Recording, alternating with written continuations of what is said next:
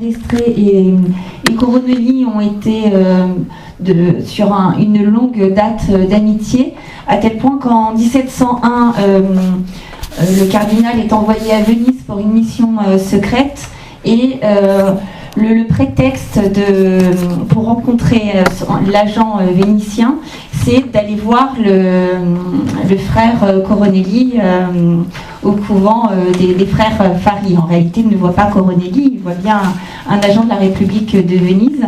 Et en outre, je voulais aussi ajouter que les globes que le cardinal a commandés pour Louis XIV lui ont peut-être servi pour sa promotion à l'abbaye de Saint-Germain-des-Prés, puisque César est invité et fait partie des invités de Marly, donc ce qui prouve qu'il est bien proche de l'entourage royal.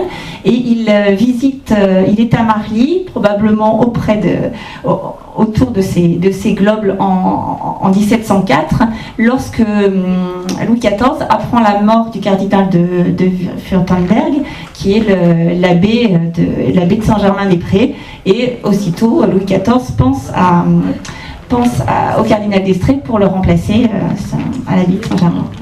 Merci beaucoup. Voilà, écoutez, on va écouter maintenant Gérard Urpin, qui a la difficile mission de faire la conclusion. Et c'est pas facile, hein. Mission impossible, comme le cardinal. Non, pour ça va être.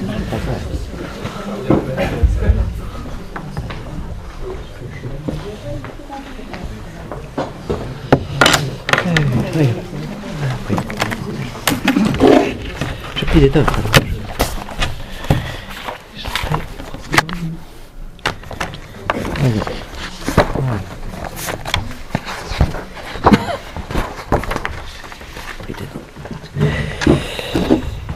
Non, cher Monsieur le Président, je ne crois pas que la mission de conclure ce congrès soit si difficile qu'on puisse le craindre.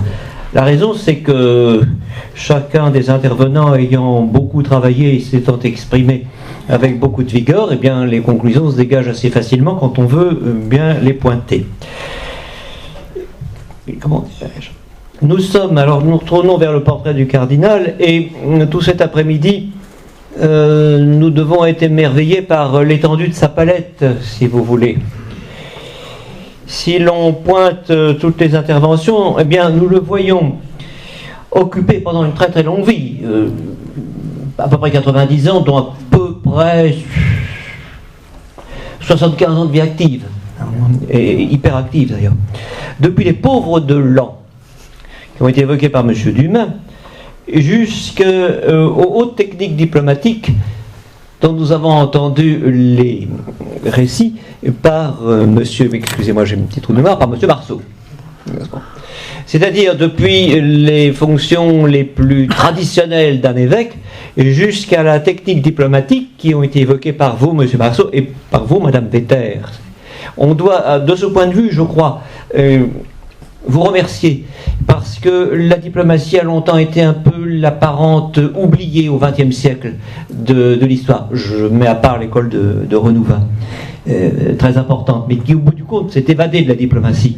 Vous, monsieur, vous, madame, vous êtes rentrés évidemment dans la technique diplomatique qui a pour mission d'éviter les conflits du mieux qu'il le pouvait. Et de ce fait, nous avons eu affaire à un homme, nous l'avons dit, couronné de gloire pendant la mission de 1671, et puis après, diplomate confirmé, qui est allé très durement au front, avec les résultats que l'on a vus et que nous avons corrigés par nos discussions.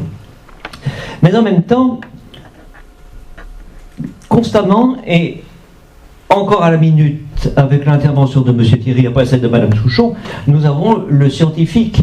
Alors le scientifique est encore un scientifique humaniste qui a un savoir quasi universel, car si nous le voyons bien, géographe et par sa famille attiré par les faits maritimes, par les faits coloniaux, nous ne devons pas oublier, nous ne l'avons pas évoqué, mais vous auriez pu, madame, monsieur, facilement le faire, le canoniste, c'est-à-dire celui qui, non seulement à l'aide de ses conseillers théologiques, d'Irois et Launois, mais de son fond propre, semble savoir absolument tout le fond du droit ecclésiastique qui lui permet de discuter point par point. Madame Souchon a évoqué, et on aurait dû le faire peut-être un petit peu plus, les Destrées et l'Académie de Soissons. On n'a pas le temps. Mais c'est qu'on n'a pas le temps. On n'a pas le temps, et puis nous nous heurtons à la difficulté que ne perçoivent pas cette multitude de personnes qui écrivent des biographies, c'est que c'est un genre à peu près impossible. Sachez, moi ça m'a toujours frappé, il y avait quelqu'un qui était un ennemi juré de la biographie, qui disait que ça ne pouvait pas s'écrire. Je vous le donne en mille, c'était Sigmund Freud, qui disait que la biographie est une quasi-imposture, que tout autre, puisqu'on ne se connaît pas soi-même, comment voulez-vous qu'on aille fouiller au fond des siècles pour savoir le fond de la pensée de Destrées? Si seulement j'avais pu, avec un peu de précision, savoir ce qu'il pensait au juste du jansénisme tout au long de sa vie, je serais bien avancé. Ce que j'attendrais, pour approfondir la question du cardinal, c'est de savoir quel était son entourage lannoy et comment s'appuyait-il sur le chapitre qui, ça, c'est un fait absolument avéré, est un chapitre jansénisant. Et ça, mais ma foi, ça, comment dire, son honneur de grand seigneur ayant été blessé par les intrigues de ceux qui avaient été ses amis, il a rompu. Et donc, nous le voyons, répétons-le, pontife, par sa mission charitable. Nous n'avons pas eu le temps d'évoquer aussi sa place dans les débats scolaires qui agitent l'an et qui les agitent tragiquement. Je me bien souvenir de cette pièce qui a dû être considérée comme particulièrement grave puisqu'elle figure dans la série historique Double Cas des Archives nationales, et là-dedans on ne conserve que des pièces de premier intérêt historique, où il est question de la querelle qui va tenir le séminaire de Laon. En aucun cas, Destrées ne veut des jésuites. Bien, là, il y a des choses qui méritent d'être creusées, comme bien d'autres affaires. S'il fallait, en effet, ouvrir un dossier, je crois qu'il l'a été par madame, et c'est celui du cardinal et de l'argent. J'ai pointé, mais vous m'excuserez, je ne vais pas le retrouver facilement, tout simplement, la liste de ses bénéfices. Permettez, ça ne va pas être très long. Abbé de Lompont, 18 000 livres de rente. Pour un ordre de grandeur, une famille, entre guillemets, smicarde du temps de Louis XIV, vit avec 1 franc, 1 livre, par jour. 18 000 pour l'abbaye de Lompont. 50 000 livres pour l'abbaye du Mont-Saint-Éloi. 12 000 pour Saint-Nicolas-des-Bois. 12 000 pour l'abbaye de la Staffarde au Piémont. 20 000 pour Saint-Claude. 20 000 pour Saint-Claude. 42 000 pour Anchin, au Pas-de-Calais, en Artois. 42 000. 70 000 pour Saint-Germain-des-Prés et 5 000 argent de poche pour le prieuré de Saint-Vallier. Mais ça n'est, comment dire, que le petit fixe. Il y a, dans toute comptabilité de grand seigneur, les bienfaits du roi. En contrepartie, les dépenses sont effroyables. Et ce qu'on n'a pas pu évoquer, c'est les épouvantables démêlés entre les agents d'affaires du cardinal et les moines qui étaient évidemment en contestation permanente. Y a-t-il même, ça, Madame Souchon, d'autres personnes pourraient répondre, y a-t-il un anti-monachisme du cardinal Destrées qui est fréquent chez les ecclésiastiques de son temps? On n'aime pas les moines, on les pille, on s'en sert comme de vache à traire. Autrement dit, je crois que du triple point de vue du prêtre, du diplomate et du savant, nous avons balayé un beau champ. Il nous resterait, et ça, moi j'y tiens, c'est un goût personnel, qui tient un goût littéraire, si vous voulez. En 1891, le grand critique, professeur d'histoire de la littérature, Gustave Lançon, avait soupçonné qu'il y avait chez lui les qualités d'un épistolier qui le mettrait au rang des grands épistoliers, Madame de Maintenon, Madame de Sévigné. Il avait dit qu'il faudrait fouiller sa correspondance diplomatique pour avoir un modèle d'expression. Cécile y a été sensible, c'était véritablement la traduite du latin. Mais il y a par moments des grâces d'abandon dans sa correspondance qui mériteraient qu'elle ait une place dans l'histoire de la littérature.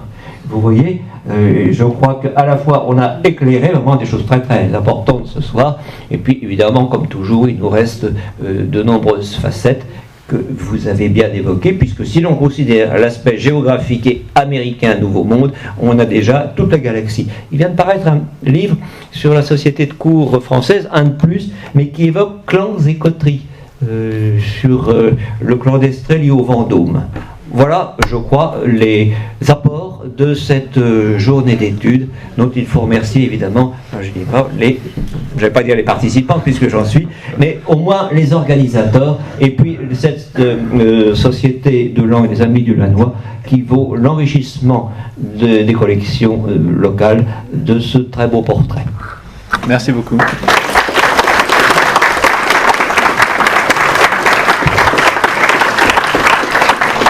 Voilà, donc nous publierons les actes du colloque en 2020. J'avais une dernière question, je ne sais pas si quelqu'un peut y répondre. La reproduction de... Voilà. Si vous ne tirez pas sur la ficelle, je vais...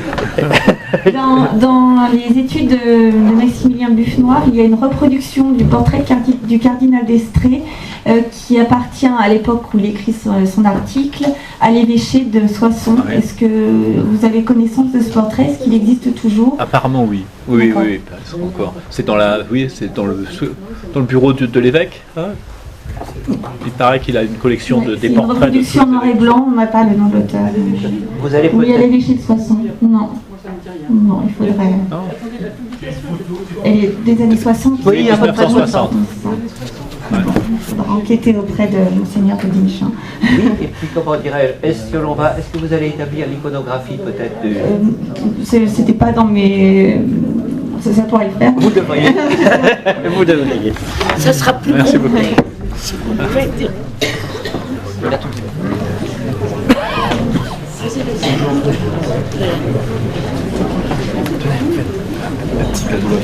Merci beaucoup. Un grand merci en tout cas. Est-ce que je me suis retrouvée avec Vos coordonnées, Oui. comme ça je pourrais vous aider.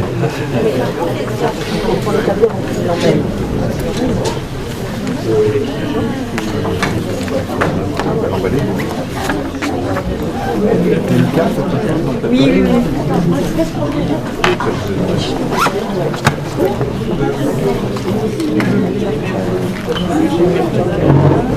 J'arrive toujours à pêcher celle de mon mari avant. Voilà. C'est parfait. Il y a un grand merci.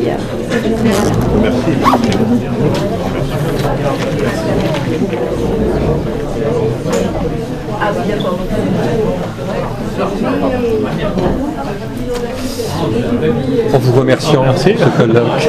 Merci.